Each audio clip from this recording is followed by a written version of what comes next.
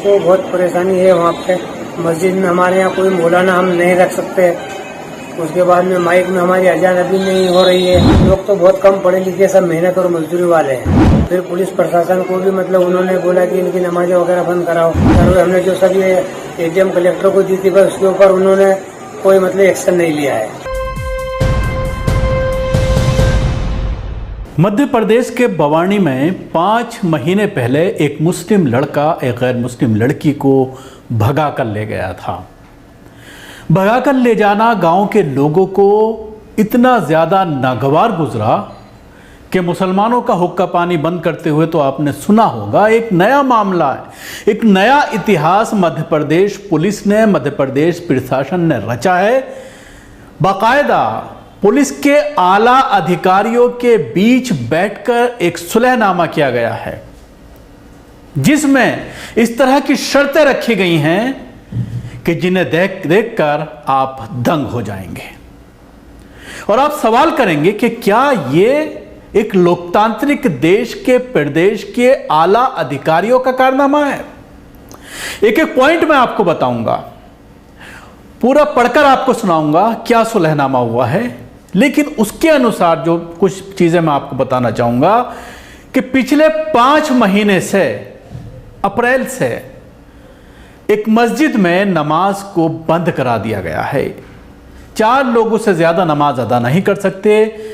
बाहर का कोई मौलवी इमाम गांव में नहीं आ सकता। बाहर के लोग गांव में मुस्लिम से मिलने के लिए नहीं आ सकते। इस तरह की शर्तें मोटे तौर पर लगाई गई हैं। इस पूरे मामले को लेकर कुछ मुसलमान सामने आए हैं। इलाके के कुछ पत्रकारों ने जाकर के वहां के लोगों का हाल जाना है और जानने की कोशिश की है कि आखिर माजरा क्या है। इलाके के मुसलमानों ने इसको लेकर के आला अधिकारियों तक गुहार भी लगाई है कि 5 महीने से ज्यादा बीत गए, अप्रैल का यह मामला है, लेकिन उसके बावजूद मस्जिद के अंदर नमाज नहीं हो रही है, अजान नहीं देने दिया जाती। बाहर के इमाम की ममानियत है, लोग जाहिल हैं, पढ़े लिखे नहीं हैं, इमाम रखना ज़रूरी है। बच्चों को कुरान पढ़ाया जाता था मस्जिद के अंदर, मदरसा चलता था छोटा सा, वो भी सिलसिला बंद कर दिया गया है। सबसे पहले मैं आपको सुनवाना चाहूँगा गांव के कुछ लोगों के बाइट्स, इंटरव्यू जो वहाँ के लोकल पत्रकारों के ज़रिए लिया गए हैं और सच्चाई आप तक, आम जन तक पहुंचाने की कोशिश की गई है। बहुत साहस का काम किया है, बहुत बड़ा काम किया है इलाके के पत्रकारों ने, और उसके बाद इस पर से कहीं ना कहीं पर्दा उठता नजर आ रहा है और सोशल मीडिया पर इसको लेकर आवाज उठ रही है। तो एक लड़की को लेकर मुसलमान का लड़का भाग गया था। उसमें हमने बोला कि भाई तू मतलब अभी हम ला देंगे ढूंढ के, इसलिए तो वो बोला कि नहीं कि हम तो ऐसा करेंगे वैसा करेंगे। तो अरे भाई तुम कहीं भी करो, बाकी अभी ये स्थिति देखते हुए तुम कहीं मत करो ऐसा। तो उन्होंने बोला कि ठीक है, क्या मस्जिद की माइक भी उतरा दी और मौलाना को भी मारा और उसके बाद में मतलब ये दंगे प्रसाद कर रहे थे, घर को आग लगाने कर रहे थे, इसलिए मस्जिद को भी तोड़ने के कर रहे थे, क्योंकि मुस्लिम समाज का लड़का लड़की लेके भाग गया था इसलिए। और क्या क्या किया? कब्रिस्तान की वाल बाउंड्री तोड़ दी। अच्छा। ना हम घर से बाहर नहीं निकल रहे थे क्योंकि लोग बहुत आ गए थे। और किसी ने हमला भी हुआ? कुछ हमला करने की कर रहे थे। हाँ। बाकी मुसलमान सब घर से छोड़ के भाग गए थे। अच्छा, इसलिए। अच्छा, और फिर क्या किया आप लोगों ने? हम पुलिस को भी किया, बाकी पुलिस भी मतलब सुनवाई नहीं कर रही हमारी। ऐसा हमने लिख के भी दिया, पुलिस वाले के सामने वो गाली गुप्ता कर रहे थे। ऐसा फिर मऊ के पास से मिलिट्री आई थी, उनको भी गाली गुप्ता दे रहे थे गांव वाले। हाँ, ये और आज क्या स्थिति है वहाँ पर? अभी भी वो वहाँ मस्जिद के पास मुतता, मतलब पेशाब करता, थूकता, इसलिए और गंदी बातें करता वो। अच्छा, कोई कार्रवाई नहीं हुई? हाँ, कोई कार्रवाई नहीं हुई ना, मतलब इनको डरा के रखो के ऐसा। अच्छा, वो इसलिए क्योंकि लड़का लड़की वो पकड़ा गए थे? लड़का लड़की वो पकड़ा गए थे। नहीं, कब पकड़ाए थे? ये उसी वक्त सवेरे मतलब 1:30 बजे पकड़ा गए थे। अच्छा, लड़के के साथ क्या किया फिर इन लोगों ने? इन लोगों ने लड़के के साथ मतलब मारपीट करी, उसके बाद में पुलिस ली है, उसको जेल भिजवा दी। वो जेल में है अभी? हाँ, वो जेल में है। मस्जिद में न नमाज ढंग से होती है, मस्जिदें बंद करा दी थी, अजानें बंद हो गई थी, और कई दिनों तक मस्जिद में नमाज पढ़ने नहीं कोई गए थे, सबको बंद कर दिया था आना जाना। पुलिस प्रशासन गई थी नमाज चालू करवाने के लिए, फिर पुलिस प्रशासन को भी मतलब उन्होंने बोला कि इनकी नमाजें वगैरह बंद कराओ, बोले सब गांव में इकट्ठा होंगे, उसके बाद नमाजें चालू हुई। अच्छा, ये बताइए कि ये आप लोगों ने इसकी कहीं शिकायत की थी? हमने शिकायत की थी, एसडीएम को भी शिकायत करी, कलेक्टर को शिकायत करी। कोई एफआईआर दर्ज हुई? एफआईआर दर्ज हुई, अज्ञात के उसमें अपन ने एफआईआर दर्ज करवाई है। अच्छा, अज्ञात के खिलाफ किया? अज्ञात के उसमें पंचनामा अभी तक हमने बनाया तो उसकी हमको प्राप्ति भी नहीं मिली है। तो तोड़फोड़ हुई थी? हाँ, और न उसका मतलब उन्होंने अभी कोई उसके ऊपर एक्शन लिया है, न कोई कार्रवाई की है। अच्छा, तो ये बताइए कि अभी क्या परेशानियों का सामना करना पड़ रहा है गांव में? हमको बहुत परेशानी है वहाँ पे।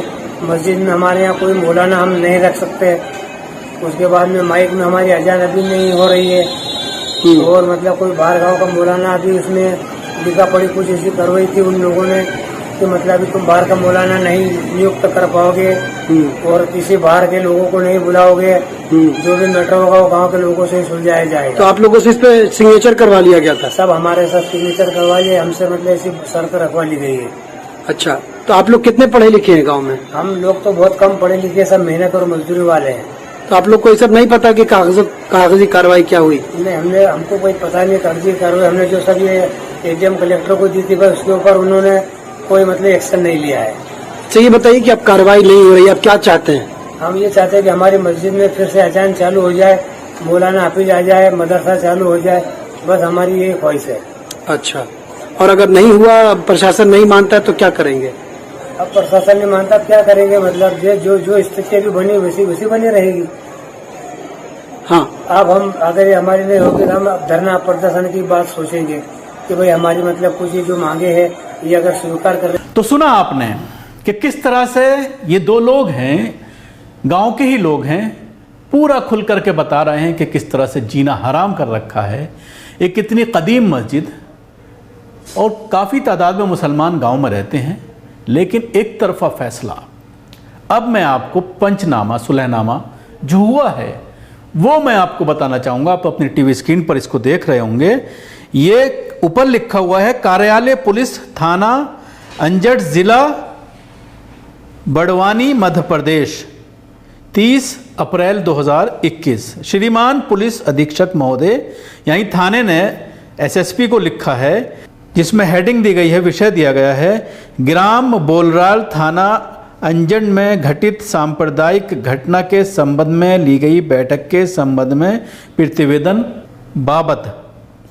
महोदय, उपरोक्त विषय में लेख है कि थाना क्षेत्र अंतर्गत ग्राम बोरलाय और मुस्लिम समुदाय के व्यक्तियों द्वारा हिंदू समुदाय की नाबालिग लड़की को भगाकर ले जाने के बाद घर से उत्पन्न कानून व्यवस्था को लेकर दिनांक 29/4/2021 को श्रीमान अतिरिक्त पुलिस अधीक्षक महोदय और श्रीमान एसडीएम महोदय, सुनते रहिए, अतिरिक्त पुलिस महोदय, एसएसपी, एसपी और डीएम, और उसके अलावा श्रीमान एसडीओ महोदय, श्रीमान उप पुलिस अधीक्षक महोदय एवं थाना प्रभारी निरीक्षक तथा मंडलोई की उपस्थिति में ग्राम बोलराम के दोनों समुदाय की बैठक ली गई, जिसमें दोनों पक्षों की सहमति से निम्न बिंदुओं पर निर्णय लिया गया है।